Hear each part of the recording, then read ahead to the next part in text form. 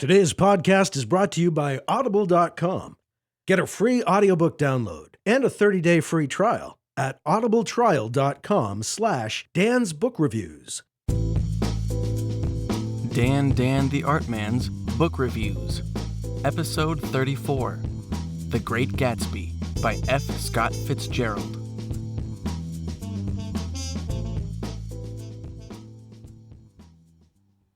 The Great Gatsby was great. I didn't remember much from when I read it in high school back in the late 90s, so I wasn't sure what to expect. I do remember liking it, which stood out, because most books we had to read in high school were terrible. And this is coming from someone who loves to read. While I agree with people that most of the characters aren't exactly likable, they are interesting, and reading about them was fun. If you want to read a book with characters who have no redeeming qualities, give Wuthering Heights a try. Those characters make the people in The Great Gatsby seem kind of nice. At least they're usually civil.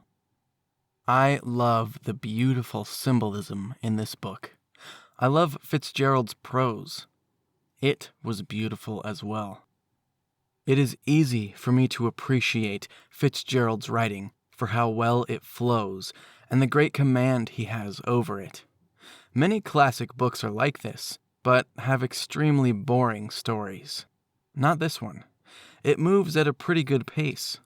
I usually have to plow through parts of classics because they contain big blocks of boring stuff, but with Gatsby, I felt like I was on a grand ride the whole time, soaring over the 20s with Nick the narrator as my pilot.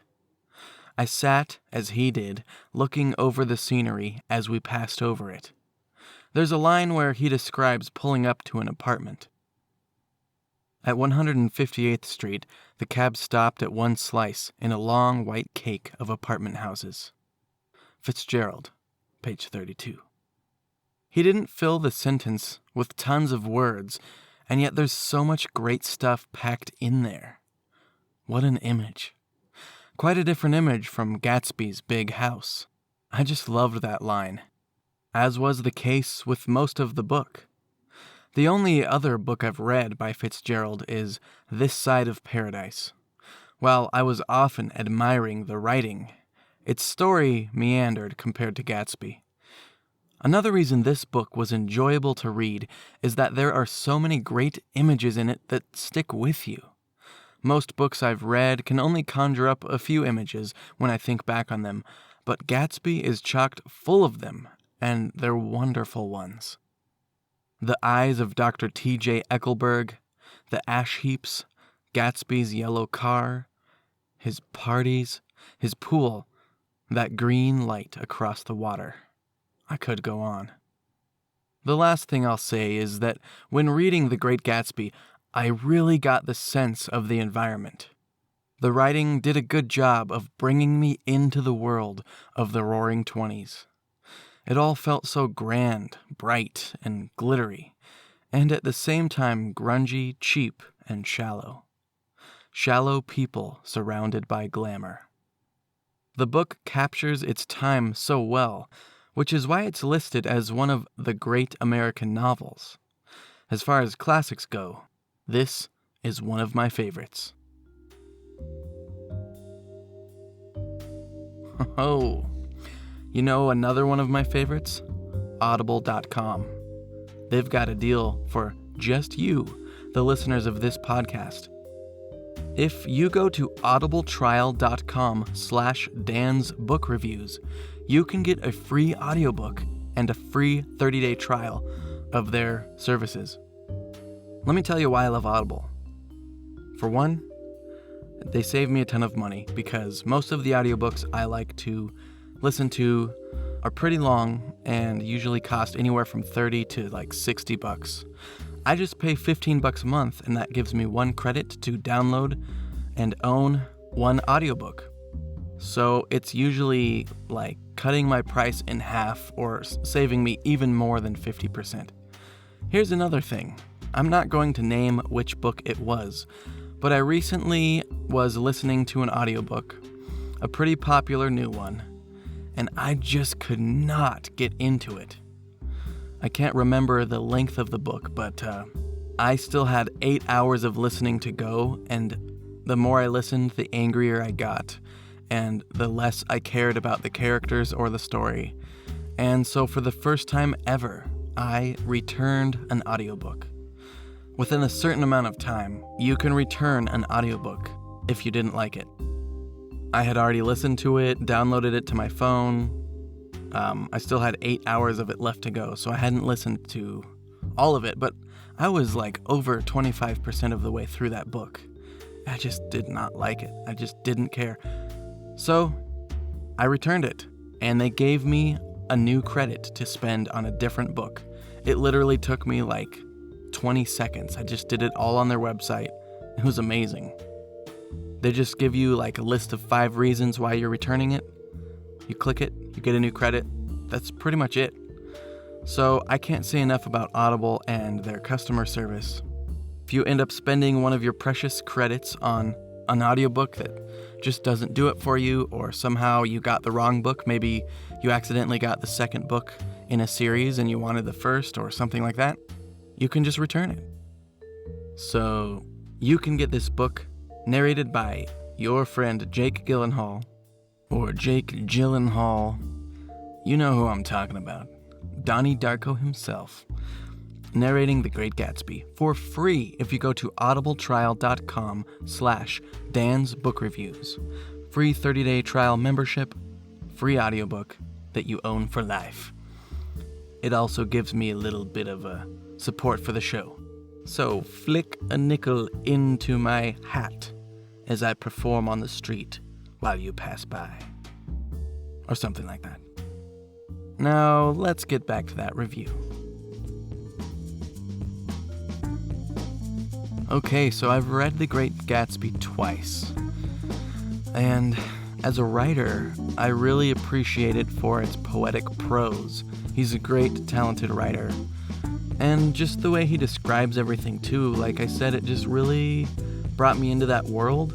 As terrible of a world as it is, it's just cool to see this mysterious character of Jay Gatsby kind of come into the light. As Nick, the main character of the book, even though it's called The Great Gatsby, a lot of people will tell me that they believe this is not the case, but I would say Nick is the main character of The Great Gatsby. He's the viewpoint character, he's the one that goes through a change, whereas Gatsby never really changes.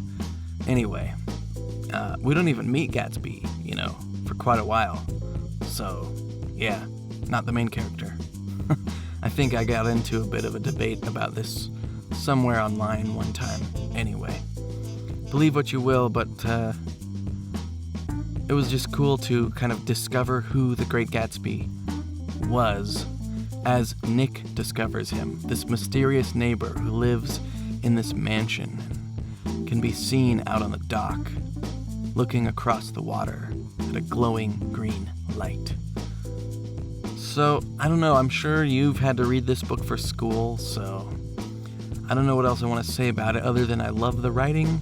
The story I actually enjoyed quite a bit. The book kind of moves along at a good pace for me. It's not a very long book. That's probably part of it too. It's pretty short, so you can read it pretty quickly. And I don't know, it's like if you're going on a quick trip and you're like, I want to read a classic, what would you recommend? If you don't have much time at all, The Old Man and the Sea by Ernest Hemingway. Simple, plain, quick writing. Or if you want something with a little more to it, I love The Old Man and the Sea. But if you want something a little longer but still short, get The Great Gatsby. Great writing, you could learn a lot about beautiful fiction writing there. And yeah, I think the story is much more fun to read than This Side of Paradise. I haven't read his other books, but I really probably should. I haven't read a classic in a long time. And lately I've been reading books, chapter books, because my oldest is 7, and I need to get more books for him to read. Recently we just read one called Diary of a 6th Grade Ninja, and that was pretty cool.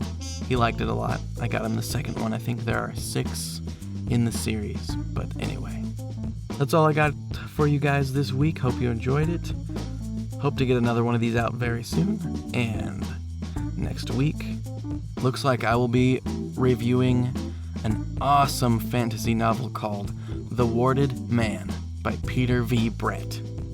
So, come on back for some review of some awesome fantasy. Pretty much, if you go out into this world at night, demons rise out of the ground, and the only way to be protected is to draw wards that kind of make a boundary around things and protect you from the demons. This guy is the Warded Man, so take a wild guess what he does to venture out into this vast, treacherous wilderness, cursed by the evil demons that rise from the ground at night. When most people have wards that protect their farm, and you can only go so far at the end of the day because you have to get back in time to get behind the protective wards. Pretty interesting, pretty great book. I gave it 5 stars. I loved it. So come on back next week and hear why. Mike, take it away. This podcast is licensed under a Creative Commons Attribution, non-commercial, no derivative works license. Music by Kevin MacLeod, found at incompetech.com. The website that goes with this podcast can be found at dantheartman.com. And you can follow Dan on Twitter, Google+, and Facebook at dantheartman. For Dan, this is Mike Luoma, saying happy reading, and we'll see you next time.